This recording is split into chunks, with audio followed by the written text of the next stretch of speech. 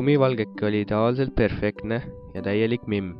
Ta käis iga tunni aja tagant Facebookis pilte laikimas ja Farmvillis puudelt vilju korjamas. Kui Lumivalgeke suureks sirgus, muutus ta aina ilusamaks ja ilusamaks.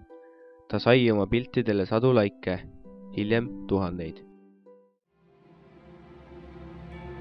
Ühel päeval, kui Lumivalgekese kasuõde Facebooki läks, nägi ta, et Lumivalgekese piltidel oli tuhandeid laike ja õde oli Farmvillis saavutanud 382. leveli. Õde läks kadeduses segi. Ta kutsus tuttava häkkeri ja palus, et see blokiks ta Facebooki konto ära. Häkker tegigi seda, aga tal hakkas tšikist kahju ja ta tegi talle uue kasutaja Facebookis. Õele aga näitas ta vana konto sisselogimisi. Lumivalgeke ei teadnud, mida teha ja kuhu arvutisse minna. Ta läks esimesse ettejuhtuvasse majja, pani arvuti käima ning logis Facebooki. Ta laikis ja kommenteeris teiste staatuseid, pilte ning mängis Farmvillis. Õhtul tulid korteri omanikud, 7 kuuma kutti koju. Nad märkasid, et nende majas on keegi võõras.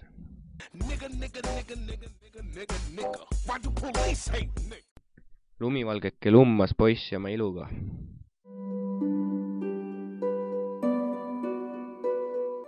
Kuna Lumivalgeke oli nende jaoks uus ja huvitav, lubasid nad tal enda juurde jääda.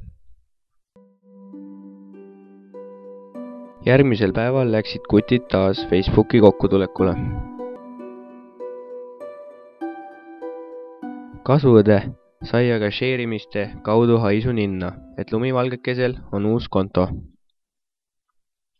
Võõrasõde riietus ümber, leidis poiste korteri ja sealt Lumivalgekese. Õde pakkus, et saadab Lumivalgekesel tasuta 100 Farmvilli cashi.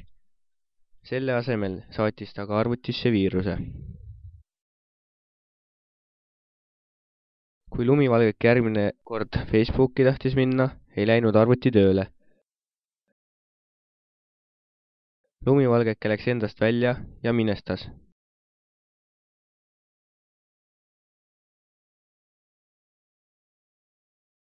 Õhtul tulid kutid koju, leidsid teaduseta Lumivalgekese.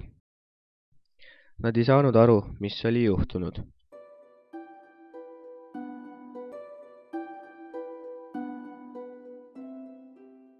Nad kutsusid külla oma tuttava IT-venna.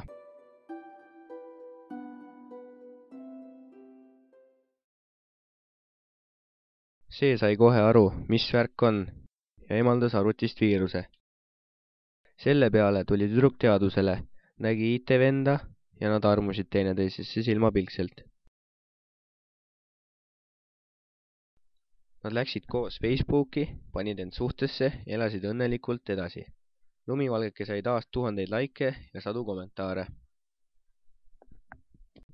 Kasuõde aga ei suutnud seda taluda ning ta blokeeris oma Facebooki konto igaveseks.